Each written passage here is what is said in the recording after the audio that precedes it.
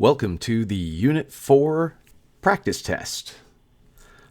So, I'm Mr. Quatrin. I'm here to guide you through the answer key. I have gathered all of my materials. I have my practice test. I have something to write with. And I have my graphing calculator. Make sure that's already prepped. So, the following practice problems will help you prepare for the test. Do the A's first. If you get help from someone on the A questions, we strongly suggest you try the B questions on your own. Show all of your work for full credit. So, answer the following about the graph. How many total solutions? How many non-repeated roots? How many repeated roots? So, the total number of solutions is the same as the degree, and the degree is equal to the number of times that we turn or bend or change direction plus 1. So we bend once up here, twice down here, plus 1. We should have 3 total solutions. So repeated roots are where we hit the x-axis and bounce off of it. Non-repeated roots are the ones where we just go straight through the x-axis. So we go through the x-axis over here at x equals -1. That is the only non-repeated root. And we have one repeated root, sometimes called a double root. So our solutions, we know that we have a repeated root or a double root where x equals 2, and we also have a single root, double root, or repeated root if you want to turn that into an RR. And we have where x equals -1. So we can say that we have one repeated root if you want, because it is the same number twice. But for right now, I'm going to say that we have 2 repeated roots, reminding ourselves that this is actually 2 answers, plus that 1 makes the total 3 that we're looking for. 1b, write the equation of the graph in factored form. So first off, total solutions, again, that's the same as the degree, so that is 1 turn, 2 turn, 3 turns, plus 1 should be 4 solutions. Non-repeated roots, we never go straight through the x-axis. We seem to bounce off twice, so there are none.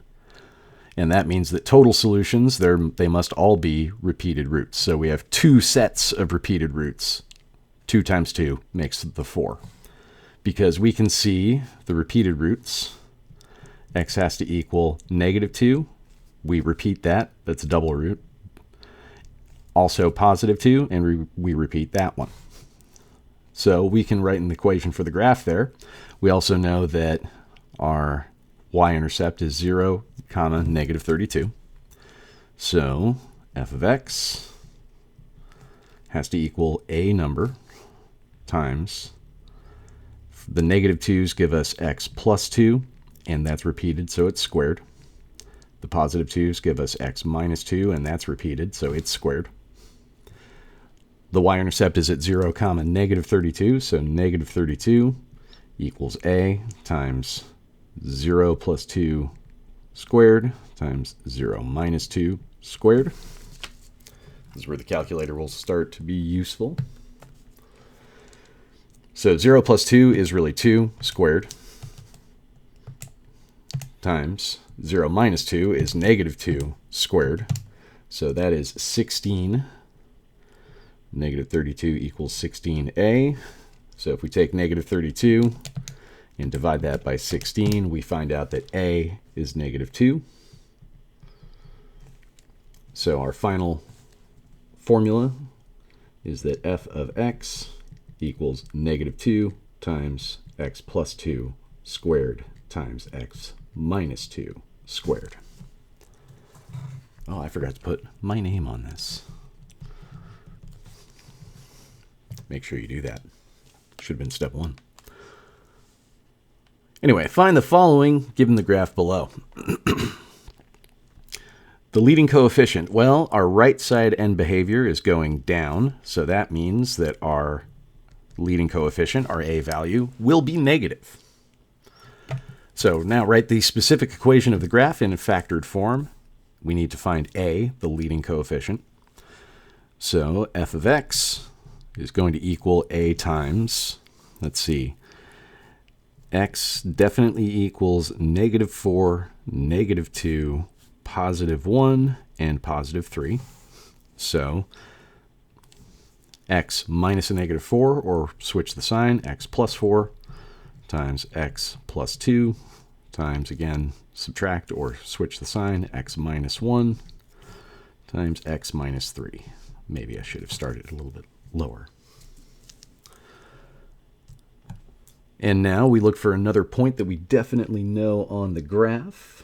And we definitely know the y-intercept here at 0, -3. So that means that -3 is going to equal a times 0 plus 4 times 0 plus 2 times 0 minus 1 times 0 minus 2. Sorry, 3. This is also why you're supposed to use a pencil, not a pen. So we can quickly do the multiplication there. We know that 0 plus or minus anything doesn't really change whatever the other numbers are. So 4 times 2 times -1 times -3 is 24. So -3 equals 24a. We can divide by 24 and reduce the fraction if you want to do that on your calculator. Then -3 divided by 24. Then we hit the math button. Option 1, turn that into a fraction, and that is -1/8.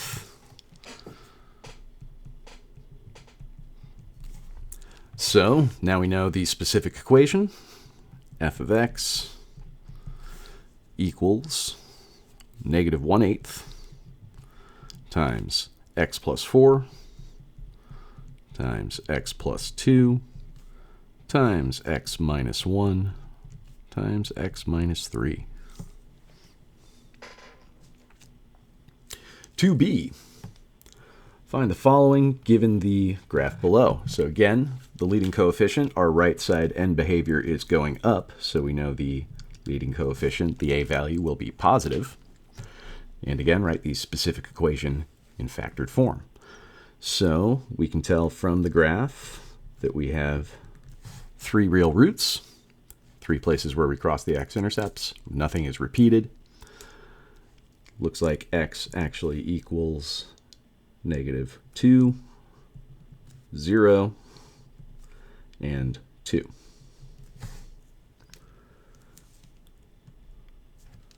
So that means that f of x is going to equal a number times, again, either switch the signs or subtract.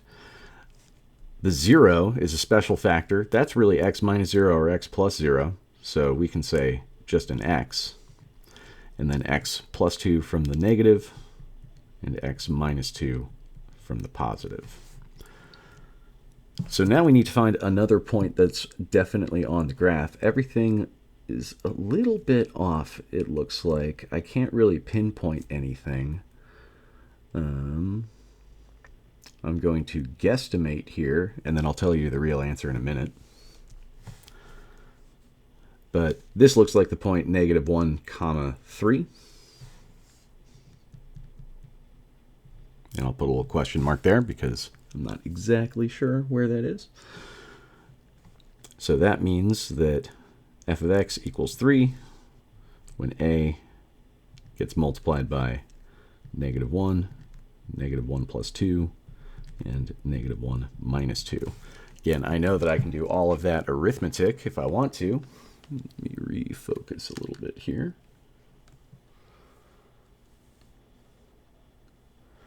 But again, our calculator will help speed a lot of that up. So if I have -1 times -1 plus 2 times -1 minus 2, we get 3. So 3 equals 3a. And luckily, I picked a point that actually works. If we divide both sides by 3, a equals 1. So if a is 1, that's the invisible one we don't really have to write. So f of x equals x times x plus 2 times x minus 2.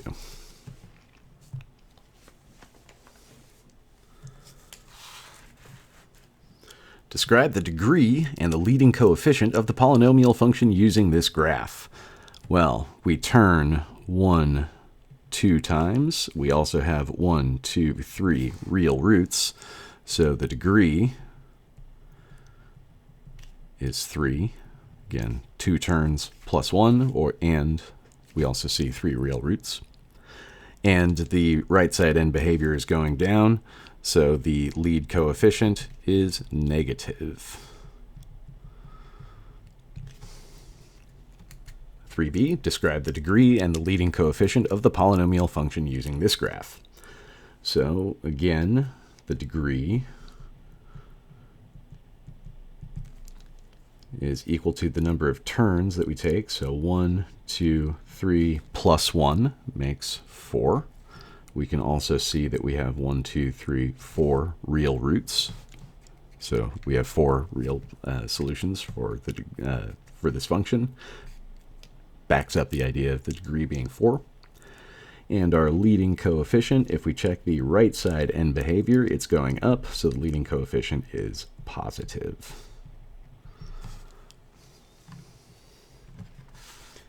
4a. How many total real and imaginary roots and imaginary solutions are in this function? So we curve 1, 2, 3, 4, 5 times, plus 1 makes a total of 6. Number of curves plus 1.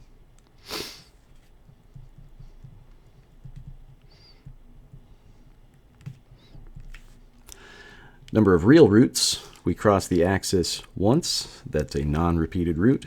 We bump down and bounce off the axis here, so that's a double root. That counts as 2. And we cross the axis one more time here, so that's 1, 2, 3, 4 real roots. And that means that if 6 of them are total, 4 of them are real, the leftover 2 must be imaginary.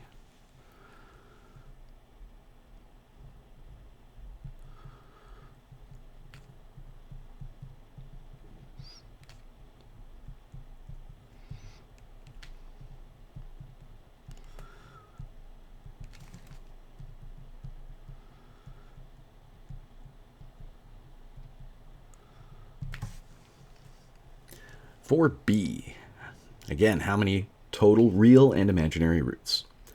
So again, we curve 1, 2, 3, 4 times, plus 1 makes 5.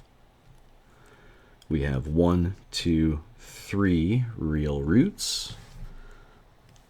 And the imaginary roots, there are 2 left over. Remember, you always have to have an even number of imaginary roots. You can never just have 1. It always has to be 2 or 4 or 6 or some other multiple of 2.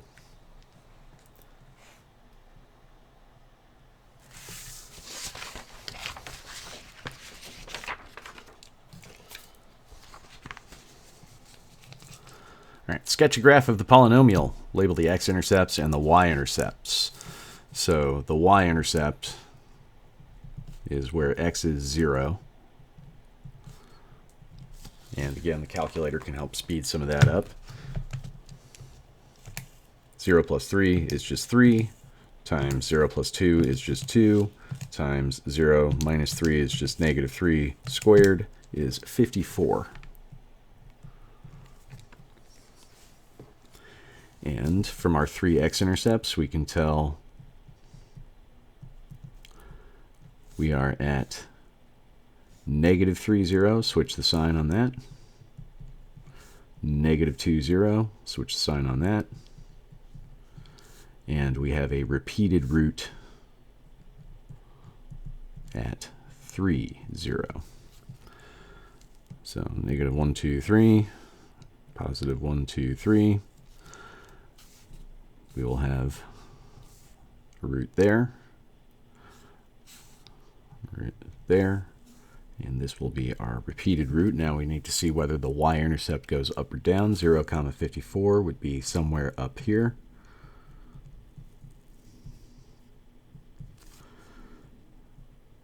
This is our 3, 0. This is our negative 2, 0. This is our negative 3, 0. So to go up there, we would have to come this way. We know we're going to bounce off of the repeated root and continue on up. To hit this other root from negative 2 to negative 3, we'll have to come down, curve back up, and sketch up that way. 5b, sketch graph of the polynomial. Label the x-intercepts and the y-intercepts again. We have y equals negative. That negative tells me the right end behavior goes down. X plus 1, x minus 7, x plus 7, and x minus 1. Again, our y-intercept. Plug in 0 for x. And when we have 1 times negative 7 times positive 7 times negative 1, we get positive 49. And our 4 x-intercepts, x plus 1, if x plus 1 is 0, we subtract 1, so that's negative 1, 0. Minus 7 gives us 7, 0. X plus 7 gives us negative 7, 0. And x minus 1 gives us 1, 0. So we need a negative 7, 0. We need something that looks more like a negative 1, 0. We need a 0, 49. We need a positive 1, 0, and a positive 7, 0. And to go, we have no repeated roots, so we need to go up through there. Nope, I forgot about the negative, so it's 0, negative 49. So I should start that over. This is again why you need an eraser, because I know that my right side end behavior needs to go down, so we also need to come this way.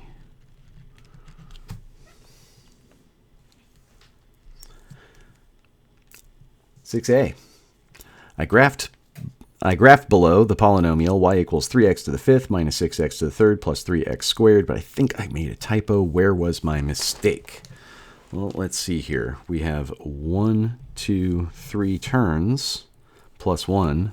The degree is 4, but I have it as x to the 5th. So it must be y equals 3x to the 4th minus 6x to the 3rd plus 3x squared. 6b. I graph the polynomial y equals 2x to the 3rd plus 3x squared plus 3x minus 4, but I made a typo. Again, where was my mistake? Well, my right side end behavior is going down, so that must mean that I forgot a negative 2x to the 3rd plus 3x squared plus 3x minus 4.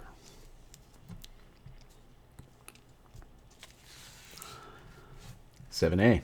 I use the graph below to write the equation y equals x times x plus 2 times x minus 1, but I made a mistake. What should the equation actually be?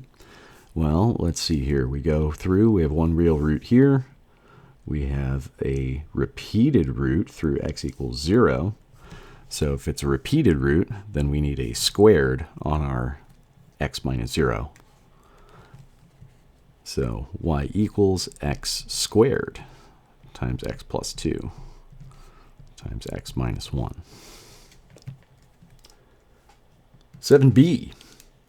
I use the graph below to write the equation y equals x minus 2 times x minus 1 squared, but I made another mistake. What should the equation actually be? Again, we are leaving down on the right, so that means our lead coefficient needs to be negative. So y equals negative x minus 2 times x minus 1 squared. 8a. multiply out x minus 1 times x squared plus 3, and then put this into standard form. What is the y-intercept? Well, the y-intercept we can find a few different ways, but they do say to multiply it out first, so I'm going to do it that way. So we're basically foiling. So x times x to the second is x to the third plus 3x minus 1x squared.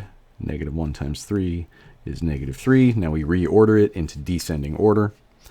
So y equals x to the third power minus x squared plus 3x minus 3.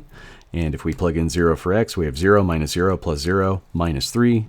So the y-intercept is at 0, negative 3. Didn't even have to use a calculator.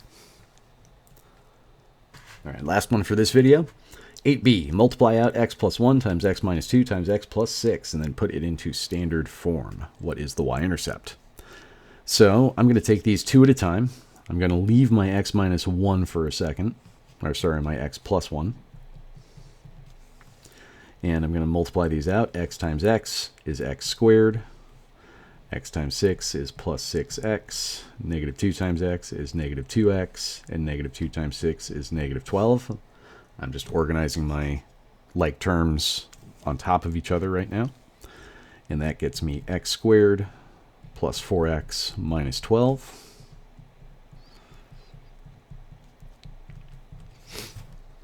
And again, I'm going to superfoil this. So x times x squared is x to the third power. I like distributing an x like this because it just means I take the entire equation and bump all of the exponents up by 1.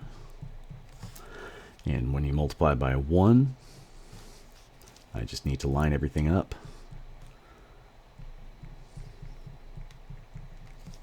And add my like terms. So y equals x to the third power, 4x squared plus x squared is 5x squared. Negative 12x plus 4x is negative 8x minus 12. So our y-intercept is at the point 0, comma, negative 12. Your constant term is in standard form is the value of the y-intercept. All right, see you in the next video.